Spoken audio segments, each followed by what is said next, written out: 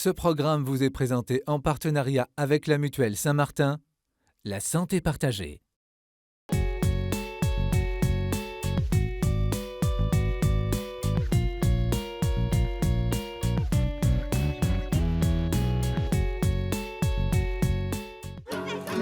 Au milieu des bois, cette troupe des scouts de France de Hyères, au sud de Paris, a trouvé l'endroit idéal pour installer son campement.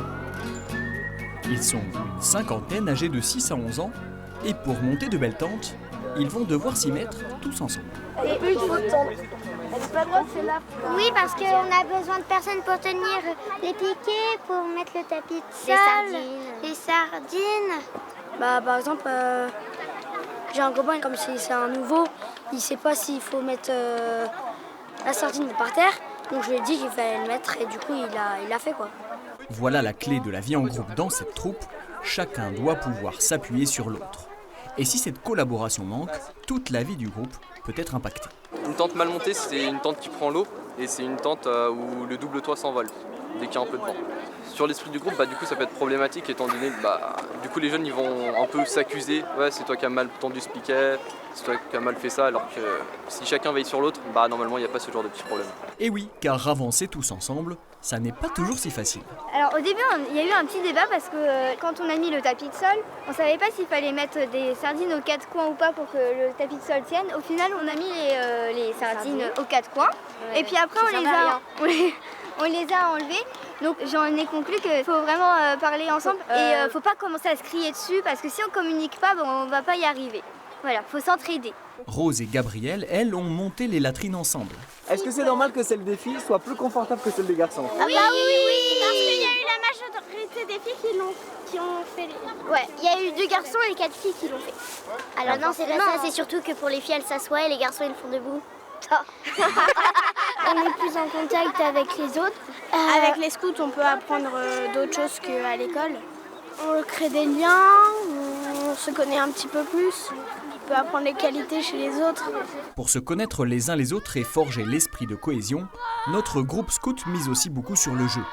Objectif pour l'équipe bleue et l'équipe rouge, récupérer en terrain adverse le drapeau de l'autre équipe. Il faut être au moins 3, voire même 4, parce qu'on fait pas ça. On ne peut pas y arriver tout seul. On n'arrive jamais tout seul en fait. Si, quelques trucs, oui. Et non mais au foot, tu vas pas aller, t'es pas au cage et tu vas aller tout seul en attaque, oui. Une fois encore, le succès dépend de l'esprit de groupe. C'est une stratégie de groupe. Je fais diversion. Une pédagogie que la troupe de Hyères cherche à mettre en place à chacun de ses camps.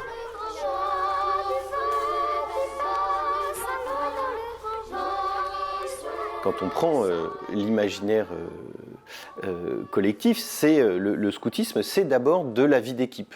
Et à nouveau, parce que on aime bien le redire et on le redit souvent, tout seul on va plus vite, ensemble on va plus loin. Les jeunes, leur capacité se démultiplie par le fait d'être ensemble. Un jeune à 8 ans, à 9 ans, il va découvrir qu'à plusieurs, ils sont capables de monter une table. Ils sont capables de la faire tout seuls de leurs mains de A à Z. Un individu ne se développe pas seul.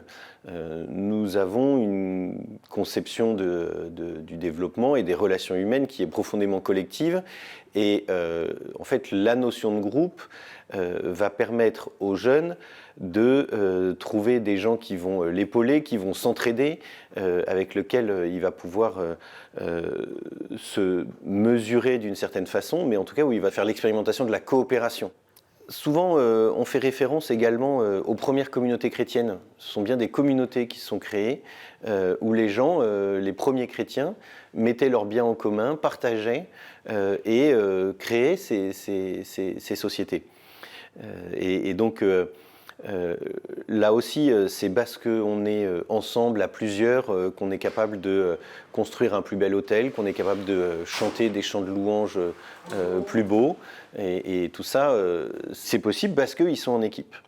Alors après, l'important, c'est bien de développer l'individu et non pas de fondre cet individu dans un collectif et de faire en sorte que tout le monde soit équivalent ou se fonde au sein de ce collectif. Mais c'est bien de développer cet individu et de faire découvrir à chacun qu'il est un élément indispensable et qu'il a lui aussi des choses à apporter à ce collectif.